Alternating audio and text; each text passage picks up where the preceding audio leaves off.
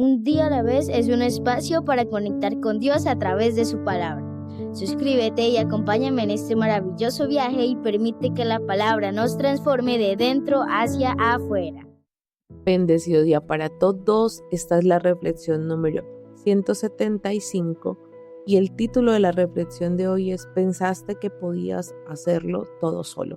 Las lecturas las encontramos en el libro de Miqueas, capítulos 1 al 3, en el libro de Oseas, capítulo 10, y el Evangelio de Juan, capítulo 18, versos del 1 al 27.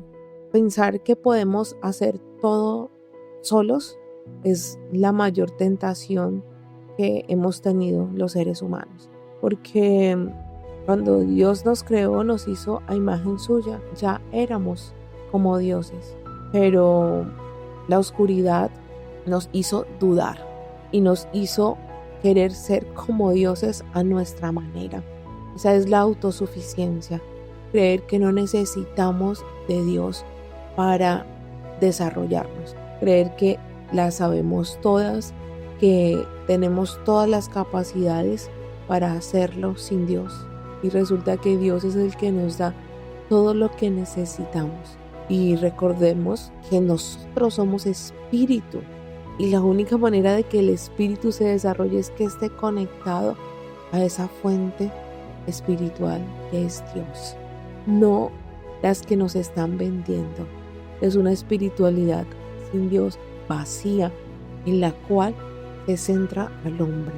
Y por eso es que hay tanta decadencia hoy, porque cuando nos centramos en nosotros, nos olvidamos de todo a nuestro alrededor y todo vale. Si se trata de tu desarrollo, si te trata de llegar a un nivel de desarrollo alto, no importa lo que tengas que hacer. Eso es la autosuficiencia. Miqueas 1 es un anuncio solemne de juicio divino contra los reinos de Israel, Samaria y Judá, Jerusalén, debido a la idolatría y a la injusticia social. El profeta advierte que la soberanía de Dios trasciende las fronteras y castigará el pecado de los líderes y el pueblo. La palabra del Señor vino a Miqueas en Moreset durante el reinado de Jotán, Ahaz y Ezequías, reyes de Judá.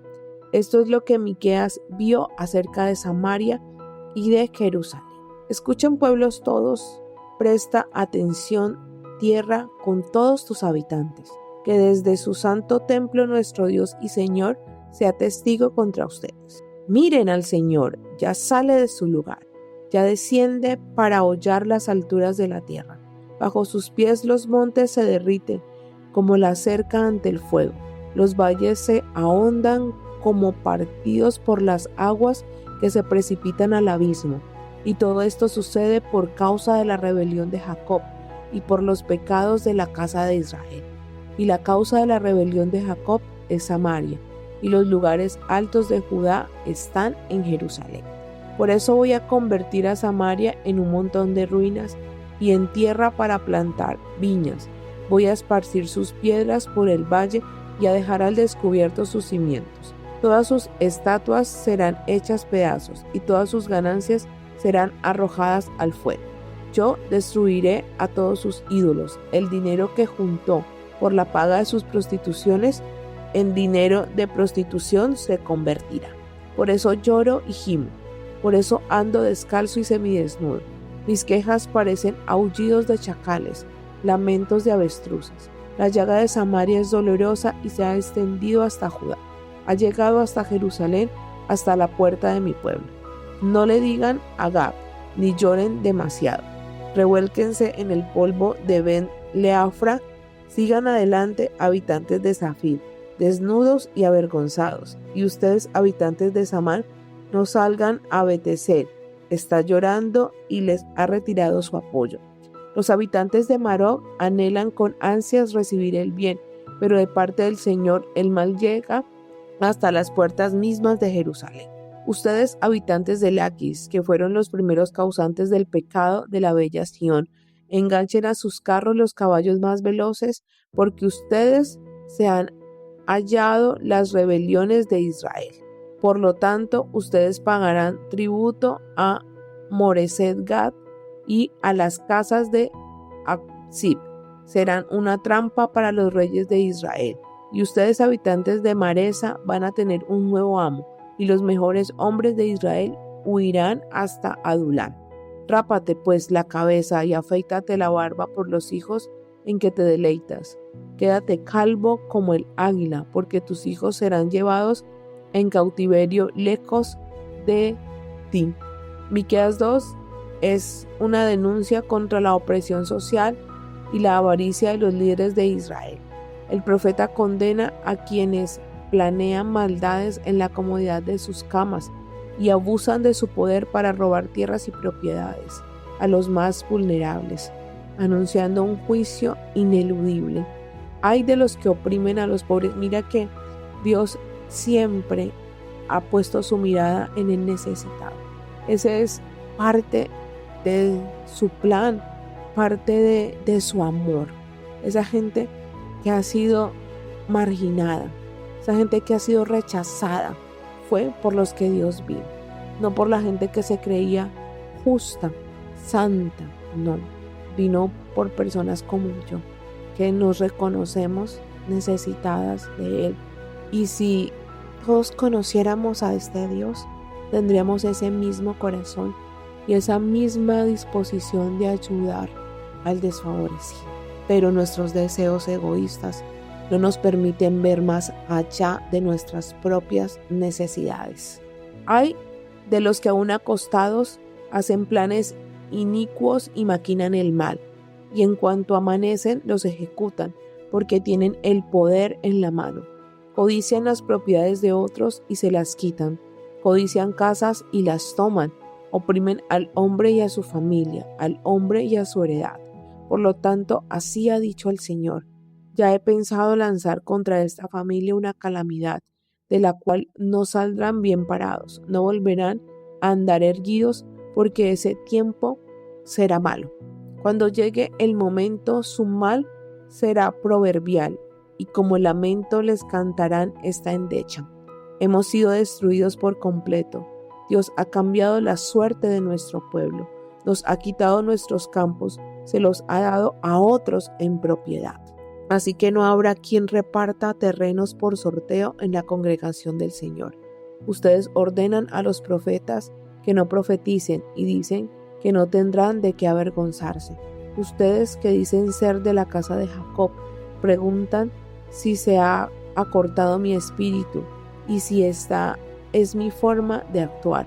Pero ¿acaso mis palabras no hacen bien al que se conduce con rectitud? Ustedes que ayer eran mi pueblo, hoy se han vuelto mis enemigos. A los que pasan descaradamente los despojan de sus capas como si fueran sus adversarios de guerra. A las mujeres de mi pueblo las echan fuera de las casas, que con su delicia, y a sus niños les arrebatan para siempre la honra que les di. Mira que cuando hay maldad no está Dios. Eso era lo que Dios reclamaba al pueblo de Israel. Estaban dañando a las personas, estaban utilizando el poder que tenían para pasar por encima, maquinaban males para el prójimo y lo hacían de manera descarada. No daban honra, la honra que Dios nos dio al crearnos. Vamos, levántense, que este no es un lugar de reposo. Está contaminado y demasiado corrompido. Si alguien viene con espíritu de falsedad y mentirosamente les dice: voy a profetizar acerca del vino y de la sidra a gente como esta, ese pueblo la considera profeta. Y cuando estamos alejados de Dios, no queremos escuchar lo que Él nos dice a través de sus profetas. Buscamos personas que nos digan lo que queremos escuchar y no lo que necesitamos para seguir creciendo. Cuando solamente escuchamos lo que queremos, vamos de bruces para el abismo, porque siempre tenemos algo que corregir. Siempre hay oscuridades que nos quieren desviar. Pero ten por seguro, Jacob, que te reuniré. Ten por seguro que yo recogeré al resto de Israel. Voy a reunirlos como a las ovejas de Bosra, como a los rebaños en medio de su aprisco, que se alborotan cuando ven mucha gente. El que va abriendo el camino irá al frente de ellos, y una vez abierto el camino, pasarán por la puerta y volverán a salir. Yo, el Señor, soy su rey y marcharé a la cabeza al frente de ellos. Miqueas 3 es un mensaje de juicio divino contra los líderes corruptos de Israel, gobernantes, sacerdotes y falsos profetas. El profeta anuncia que la codicia y el abuso de poder hacia los más vulnerables, anunciando que por su persistencia en el mal, Dios no los escuchará cuando llegue el castigo. Dios mío, la codicia nos lleva a lugares donde nos destruimos y destruimos a los otros. Y la codicia no nos permite escuchar a Dios. Acusación contra los dirigentes de Israel. Yo dije entonces, escuchen ahora, príncipes de Jacob y jefes de la casa de Israel. ¿Acaso no les toca a ustedes saber lo que es justo? Ustedes aborrecen lo bueno y aman lo malo. Mira, la palabra lo está diciendo. Y ahora, a hoy, a lo bueno lo estamos llamando malo y a lo malo lo estamos llamando bueno. Hay tanto odio que si tú piensas distinto a esas minorías que se dicen vulnerables, o sea, tú terminas en problemas. Ya la libertad de expresión como la conocíamos no es, porque hay que respetar y defender. Pero imagínate que supuestamente yo soy de la mayoría, pero si yo hablo de lo que yo creo, muchas veces se puede ver como que no acepto esa diferencia y termino siendo excluida.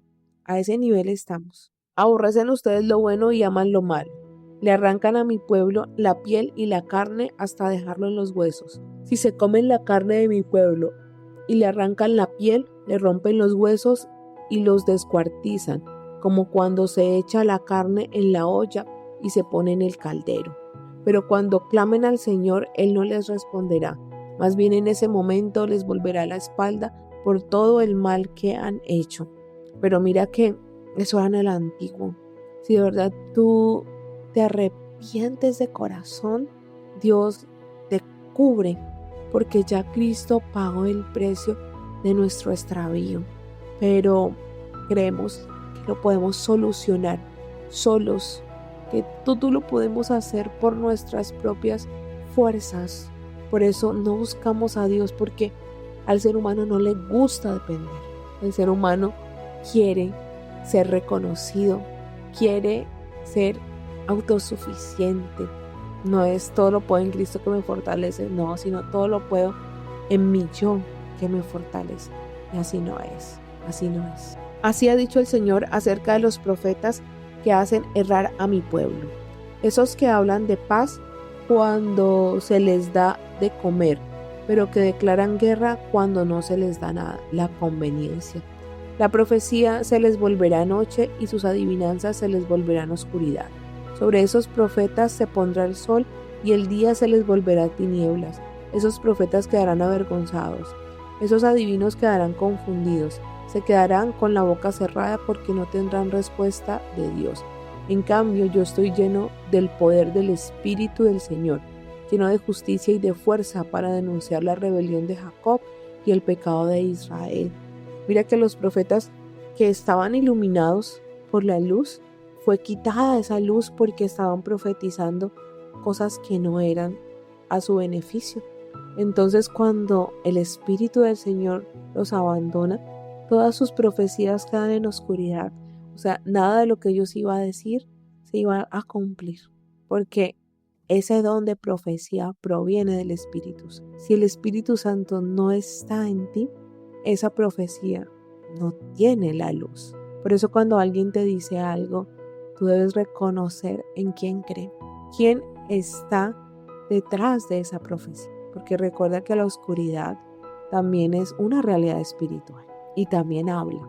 Escuchen ahora esto, jefes de la casa de Jacob y capitanes de la casa de Israel, que aborrecen la justicia y pervienten todo lo recto, que edifican a Sión con sangre y a Jerusalén con injusticia. Sus jefes dictan sentencia a cambio del soborno. Sus sacerdotes cobran por impartir su enseñanzas. Y sus profetas adivinan a cambio de dinero y se apoyan en el Señor cuando dicen: ¿no es verdad que el Señor está entre nosotros? Ningún mal nos sobrevendrá. Por eso, por culpa de ustedes, Sión será arada como un campo. Jerusalén vendrá a ser un montón de ruinas y el monte del templo quedará hecho un matorral. Por eso, si tú quieres saber cuál es la verdad de Dios, debes estar fundamentado en la palabra. Mira que la crisis de fe de estos tiempos es por esa falta de fundamento. Cuando tú no comprendes y no tienes una base sólida de por qué crees, llega alguien con muchos argumentos e ideas y te hace tambalear la fe. Yo recordaba en estos días que cuando fui atea, porque negar a Dios es ser ateo, era porque yo había crecido asistiendo a Eucaristía, a los cursillos para recibir los sacramentos, pero yo estaba juzgando a Dios por lo que veía de las personas. Y como no tenía ese fundamento bíblico, cuando en 11 empecé a leer sobre filosofía, pues todo lo que yo creía era basado en un castillo de naipes y se derrumbó.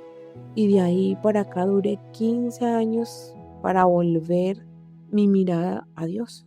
Por eso ahora leer la palabra para mí se ha convertido en algo necesario, algo que me deleita, porque sé que una falta de fundamentos me hizo caminar 15 años en una oscuridad terrible. El capítulo 10 de Oseas es una severa reprensión de Dios a la nación de Israel. Expone cómo la prosperidad material llevó al pueblo a la idolatría. Advierte sobre las consecuencias ineludibles del pecado y hace un llamado urgente al arrepentimiento. Mira que por eso Dios no nos quiere acomodados, porque cuando tenemos solvencia económica, nosotros nos olvidamos de quién nos la está proveyendo.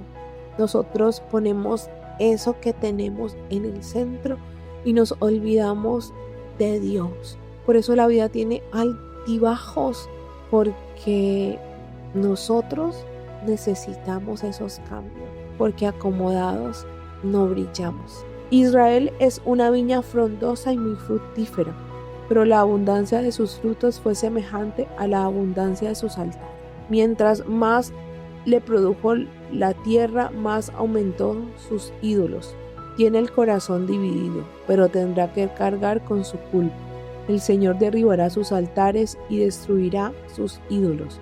Seguramente vas a decir: no tenemos rey, porque no tuvimos temor al Señor, y si lo tuviéramos, ¿qué podría hacer por nosotros?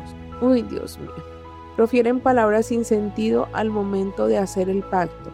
Esto se llama justicia, abunda como el ajenjo en los surcos del campo. Por causa de las becerras de Bet-Aven, los habitantes de Samaria se llenarán de temor. Por causa del becerro de su pueblo estará de luto, lo mismo que sus sacerdotes. Se regocijan por el becerro del cual están orgullosos, pero ese becerro les será arrebatado. Será llevado a Asiria como un regalo para el rey Jareb, y Efraín quedará avergonzado, e Israel se avergonzará de sus proyectos. Su rey desaparecerá de Samaria como desaparece la espuma de la superficie de las aguas. Los lugares altos de Aven, donde Israel pecaba, serán destruidos. Sobre sus altares crecerán cardos y espinos. Entonces suplicarán a los montes que los cubran, y a las colinas les rogarán que caigan sobre ellos. Tú, Israel, has pecado desde aquellos días de Gaba, y en tu pecado has persistido, pues ahora la guerra los atrapará en Gaba. Yo los castigaré cuando quiera castigarlo, y los pueblos se juntarán contra ellos cuando paguen por su doble crimen. Efraín es una novilla domada a la que le gusta trillar, pero yo pasaré sobre su lozana cerviz y haré que Efraín lleve el yugo mientras Judá abre surco y Jacob rompe los terrones. Siembren para ustedes la justicia y cosecharán misericordia. Hagan para ustedes el barbecho, porque este es el momento de buscarme. Entonces yo, el Señor, vendré y los destruiré en justicia. Mira que el Señor los estaba invitando a que esa tierra seca, o sea, su corazón, lo volvieran hacia Él, que recordaran todo el tiempo que Dios los ha guardado, todo lo que Dios les ha proporcionado, que ese mismo amor lo den a todos. Cuando el Señor ve un corazón dócil, un corazón que le ama, que le busca con sinceridad, Él los recibe. Pero por esta dura cerviz fue que Cristo murió, porque Dios se dio cuenta que nosotros solos no podíamos. Mira que si Dios se preocupaba tanto por nosotros en el antiguo, buscando la manera de cómo ayudarnos a vivir conforme al diseño, pero ahora ya Cristo pagó ese precio. Por Cristo, su obra consumada, tenemos la luz del Espíritu que nos guía. ¿No te parece absurdo que sigamos viviendo en oscuridad? Es decir, que la sangre de Cristo no vale nada. Dios de mi corazón, tu misericordia es eterna, pero tú eres un Dios justo y tú no crees lo que Cristo hizo, lo que hizo por ti, lo que ganó. Tú terminarás en donde la oscuridad, porque la oscuridad no creyó. Si tú quieres que la luz entre a tu vida, es creer en lo correcto y estar con Cristo, porque eso ganó Él para nosotros. Fue su obediencia, fue su desempeño. Por eso nuestra autosuficiencia nos impide creer en Jesús, porque es tan sencillo, es adherirnos a lo que Él hizo sin hacer nada, solo creer. Pero eso nos parece un engaño y por eso estamos con Él. ¿Y tú vas a seguir confiando en tus propias fuerzas o vas a ver a tu Hacedor cara a cara? Ustedes abrieron surcos para la impiedad y lo que cosecharon fue la iniquidad. Por eso comerán el fruto de la mentira, pues confiaron en sus propias ideas y en la multitud de sus guerreros. Por eso habrá alboroto en sus pueblos y todas sus fortalezas serán destruidas, como destruyó Salmán a Bet Arbel en el día de la batalla, cuando madres e hijos fueron destrozados. Lo mismo hará Betel con ustedes, por causa de su gran maldad. El rey de Israel será derrotado al amanecer. Mira, confiar en nuestras propias ideas, en nuestras fuerzas, nos lleva a la destrucción. Hay que hacer, hay que movernos. Claro, no nos vamos a quedar aquí aplastados y que Dios haga todo, pero hay que movernos en Él, hay que confiar en Él, hay que creer en Él y en lo que hizo, en su amor extravagante, en su amor que sobrepasa todo nuestro entendimiento, un amor que nos sostiene. En Juan capítulo 18 versos del 1 al 20 narra el arresto de Jesús en el huerto de Getsemaní y su primer interrogatorio, contrastando su control absoluto y disposición para cumplir el plan divino con la fragilidad humana y cobardía de sus discípulos, evidenciada en las negaciones de Pedro. ¿Qué le pasó a Pedro? Que él creyó en su fuerza, que él iba a poder no negar a Jesús, pero no es así. Si el Espíritu de Dios no está en nosotros, nosotros no podemos. Nuestras fuerzas son limitadas, nuestros recursos también. Arresto de Jesús. Luego de haber dicho estas cosas, Jesús salió con sus discípulos hacia el otro lado del torrente del Cedrón. Ya Jesús había orado, donde había un huerto, y entró en él con sus discípulos.